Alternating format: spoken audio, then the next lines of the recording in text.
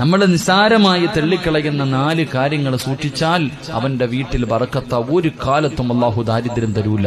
അള്ളാഹു നമുക്ക് ഈമാൻ നൽകുമാറാകട്ടെ. പറഞ്ഞു തരട്ടെ 4 കാര്യങ്ങൾ. 1 ഇൻഷാ അല്ലാഹ് ചെയ്തൂടെ?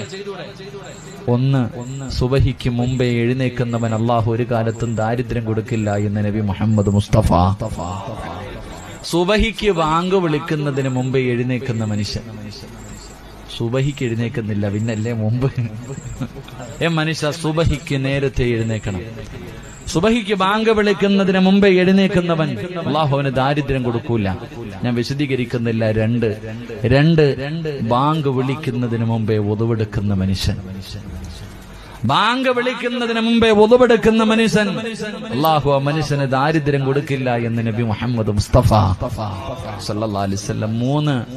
3 സുബഹിക്ക് നേരത്തെ എഴുന്നേറ്റു, ഒതുവെടുത്തു, ബാങ്ക് വിളിക്കുന്നതിന് മുമ്പേ പള്ളിക്കകത്ത് കയറിയിരിക്കുന്ന മനുഷ്യൻ, മുസല്ലയിൽ കയറിയിരിക്കുന്ന പെണ്ണ് അല്ലാഹു അവൾക്ക് ഒരു കാലത്തും ദാരിദ്ര്യം കൊടുക്കില്ല എന്ന് അഷ്റഫുൽ ഖൽഖ് നബി മുഹമ്മദ് മുസ്തഫ. 4ാമത്തെ കാര്യം നമുക്ക് ഇത്തിരി കഷ്ടപ്പാടുള്ള കാര്യമാ. വിത്ർ നമസ്കാരം കഴിഞ്ഞാൽ ആവശ്യമില്ലാത്തത് സംസാരിക്കല്ലേ എന്ന് നബി മുഹമ്മദ് മുസ്തഫ. നമസ്കാരം കഴിഞ്ഞ് ഇറങ്ങിയിട്ട് വെളിയെ വന്ന് നിന്നിട്ട് വല്ലവന്റെ ഇറച്ചി തിന്നുക,